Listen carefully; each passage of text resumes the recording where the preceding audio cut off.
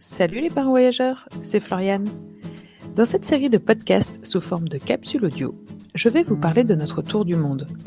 Après les préparatifs, ce petit format me permet de chroniquer notre grand voyage pour lequel nous sommes partis fin août 2024. Vous savez tout de la préparation d'un tel projet. Désormais, je vais vous raconter comment ça se passe sur les routes, nos belles découvertes, mais aussi nos doutes et nos galères. L'idée est de lever le voile sur les coulisses d'un tour du monde en famille et de partager notre expérience. Venez, je vous emmène. Salut les parents voyageurs, j'espère que vous allez bien. Avant de commencer cet épisode, je voudrais prendre quelques secondes pour vous présenter notre partenaire du jour, volretardé.fr. Le saviez-vous? En cas de vol annulé ou retardé, les réglementations européennes vous protègent et vous permettent d'obtenir une indemnisation. Vous pouvez prétendre à une compensation pouvant atteindre jusqu'à 600 € par personne pour tous les vols perturbés des 5 dernières années. Évidemment, il y a des conditions et les compagnies ne jouent pas toujours la carte de la transparence ni celle de la bonne foi quand il s'agit d'indemniser leurs clients. Croyez-en mon expérience. C'est pourquoi il peut être très utile de se faire accompagner dans les démarches par des juristes spécialisés dans le sujet. Et s'ils n'obtiennent pas gain de cause pour vous, vous ne paierez rien. Alors en cas de retard ou d'annulation de vol, n'hésitez pas à faire appel à Vol Retardé, vol-retardé.fr. Place à l'épisode du jour. Dans cette capsule, je voulais vous parler de mes débuts en Amérique du Sud, en Colombie plus précisément. C'était déjà il y a quelques semaines, mais bon, j'ai du mal à retenir le temps qui passe de plus en plus vite. Vous êtes plusieurs à nous l'avoir fait remarquer sur Instagram. On n'avait pas l'air hyper enthousiaste sur la Colombie. C'est vrai qu'on était moins dithyrambique que pendant les semaines précédentes, et c'est dû à plein de choses que je vais tenter d'expliquer ici.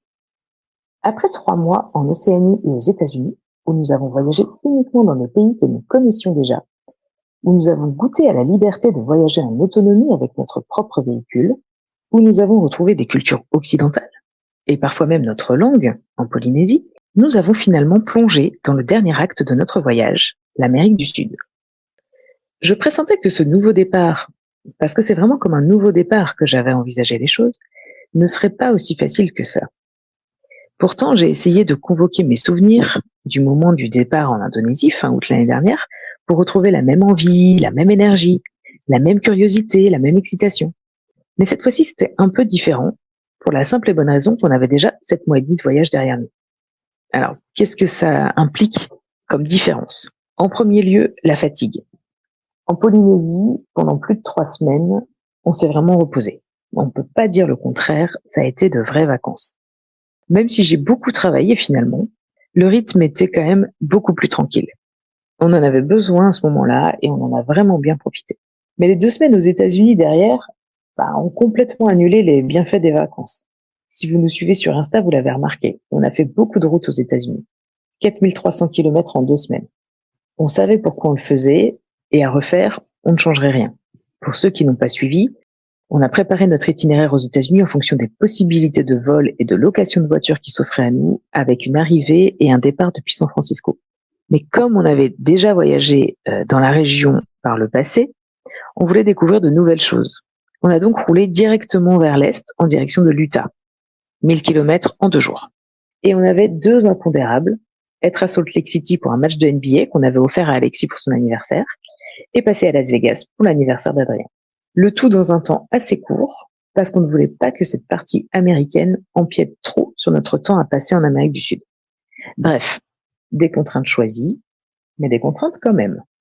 Et tout ça pour dire qu'après ces 2 semaines très intenses, on était cuits.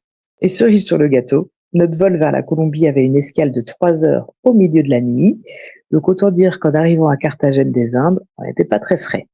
Et je me rends compte au fur et à mesure de ce voyage qu'il y a vraiment plusieurs facteurs qui rentrent en compte dans le fait qu'on apprécie de découvrir un pays ou non. Bien sûr, il y a ce qu'on fait, les paysages qu'on découvre, les gens qu'on rencontre, ce qu'on mange, où on loge. Mais ça, ce sont des facteurs extérieurs. Mais notre état d'esprit est un facteur également hyper important et l'état de fatigue en est une composante majeure. Ceux qui me connaissent dans la vraie vie le savent, quand je suis fatiguée, je ne suis pas vraiment la même personne. Et c'est pas pour un mieux. Et pour notre plus grand bonheur, nous avons un enfant qui me ressemble beaucoup. Quant à l'autre, il entre gentiment dans l'adolescence, donc quand il est un peu fatigué, il fait comme si c'était pas le cas. Pas question de faire une sieste, par exemple, ou de se coucher tôt. Mais dans les faits, Il est mou. Et il a strictement rien envie de faire. Quant à Ludo, il fait aussi comme si de rien n'était. Mais il faut que tout le monde aille à son rythme. Alors que précisément, tout le monde a juste envie de rester à l'hôtel, à comater un peu. Et là, on touche du doigt l'immense bonheur de voyager en famille. Plus on est nombreux, plus on a d'émotions différentes à gérer. Et comme chacun gère à sa manière, ça pète. Voilà donc un peu l'ambiance familiale électrique dans laquelle nous sommes arrivés en Colombie. On pourrait croire que j'analyse cette situation avec quelques semaines de recul. Mais le pire dans tout ça, c'est que j'étais parfaitement consciente de ce qui était en train de se passer au moment où ça se passait.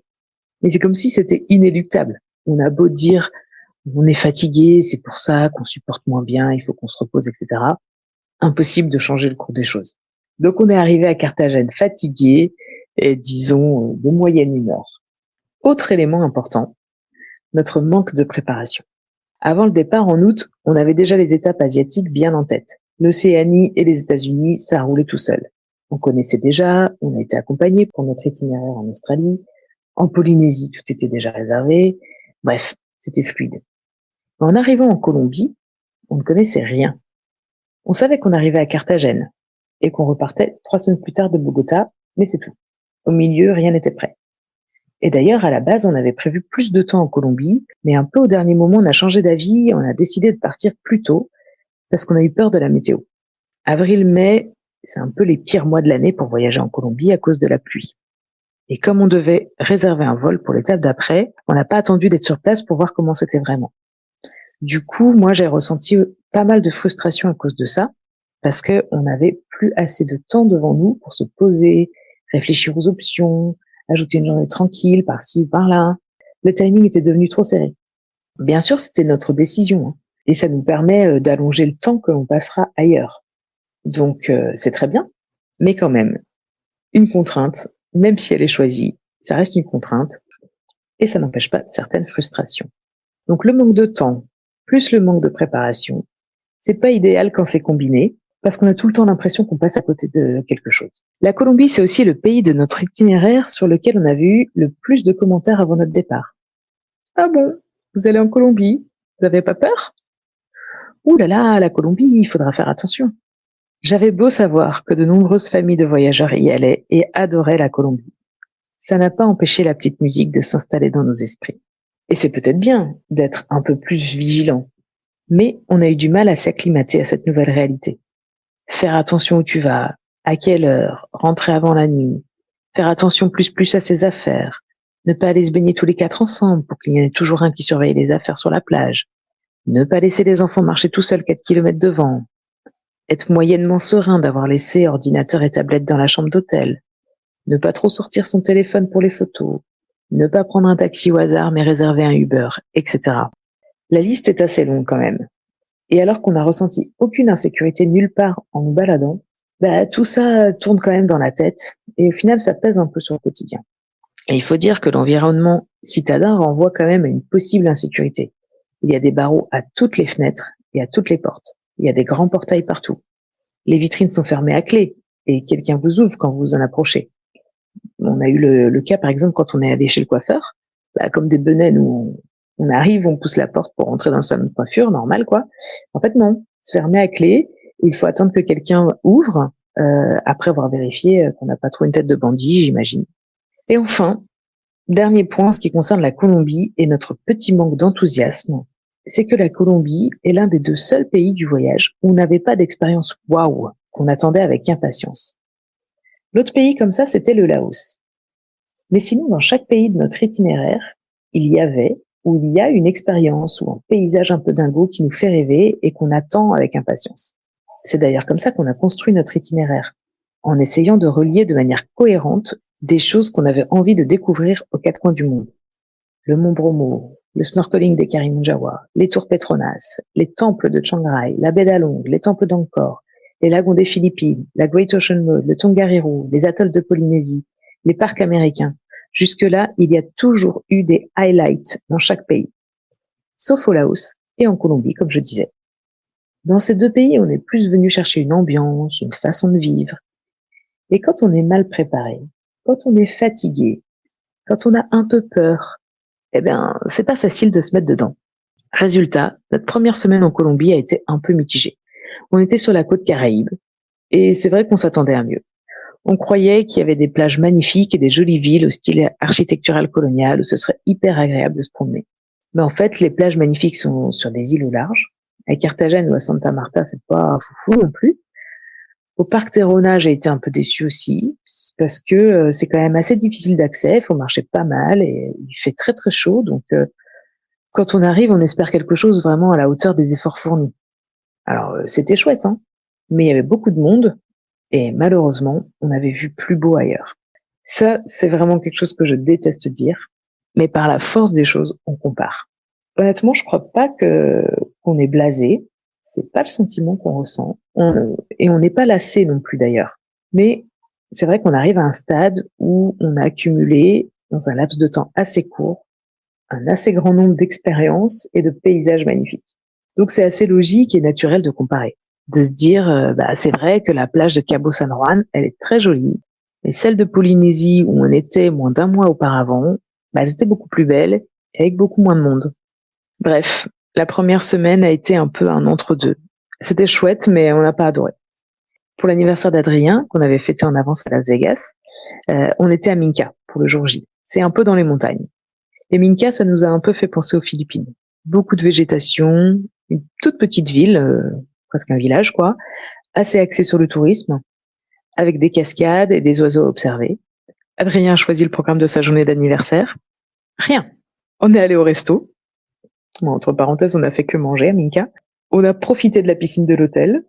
On a fait des jeux. On a regardé un film. Bref, tranquille.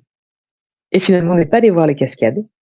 De toute façon, c'était blindé de gens pour la semaine sainte. On n'a pas vu un seul oiseau. On n'est pas monté au viewpoint pour le coucher de soleil. Rien, je vous dis. Alors sur le moment, j'ai un peu culpabilisé parce que j'avais l'impression qu'on passait à côté de trucs, quoi. Mais bon, quand même pas très longtemps parce que c'était vraiment cool ces 2 jours à rien faire. Et après cette première semaine, comme je vous disais, un peu mitigée, on a finalement repris le rythme du voyage sac à dos. Bon, enfin, on n'a pas plongé directement dedans parce que j'étais pas prête à déjà faire 17 heures de bus pour rejoindre Medellín. Alors on a pris l'avion depuis Santa Marta. Et à Medellín, je dirais que notre voyage en Colombie et en Amérique du Sud a vraiment commencé. À partir de là, on a tout aimé. Les couleurs, l'ambiance, la musique, les gens, les visites. C'était hyper bien. Les points d'attention liés à la potentielle insécurité ne nous ont pas quittés. Mais on s'y est habitué, je pense. On n'est jamais sorti le soir. Sauf à Bogota, quelques minutes, et c'est probablement la seule ville où il ne fallait vraiment pas. Mais bon, ce jour-là, la nuit est tombée le temps qu'on s'abrite d'une très grosse pluie. Donc, on était avec une autre famille de voyageurs qu'on avait rencontrée le jour même. Et sur les quelques minutes à pied qui nous séparaient de leur appartement, Stéphane, le papa de l'autre famille, a retrouvé un mec avec la main dans la poche intérieure de son blouson. Pickpocket, quoi. Bon, heureusement, le gars n'a rien trouvé et n'a fait aucun mal à personne, mais vraiment, il faut être sur ses gardes, plus. Et donc, quand on dit qu'il faut pas sortir le soir à Bogota, c'est peut-être un peu vrai.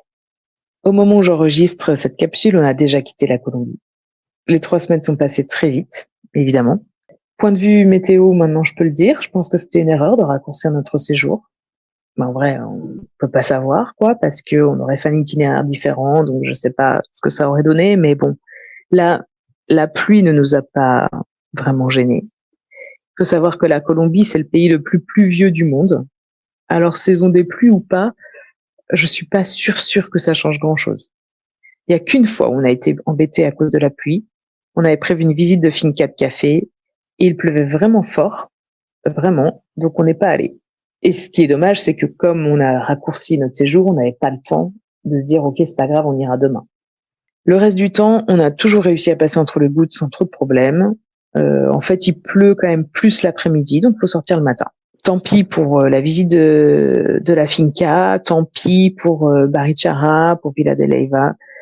Ça sert à rien de regretter. On ne peut pas tout voir, on ne peut pas toujours être au taquet. Et puis, le temps qu'on n'a pas passé en Colombie, on va l'avoir à d'autres endroits où on pourra être plus relax. Et ça, je m'en réjouis d'avance. Et je vous raconterai tout ça dans une prochaine capsule. Sur ce, je vous dis à la prochaine. Ciao! Retrouvez nos interviews de parents voyageurs un mercredi sur 2. On y parle tour du monde, bien sûr, mais aussi expatriation, vie nomade et slow tourisme, entre autres. Pour ne manquer aucun épisode, abonnez-vous au podcast Parents voyageurs sur votre plateforme d'écoute préférée Retrouvez-nous sur le blog parents-voyageurs.fr et sur les réseaux sociaux. Pour suivre notre tour du monde, je vous retrouve sur Instagram, sur le compte Nous 4 et le monde, en toutes lettres et avec un point entre chaque mot. À bientôt!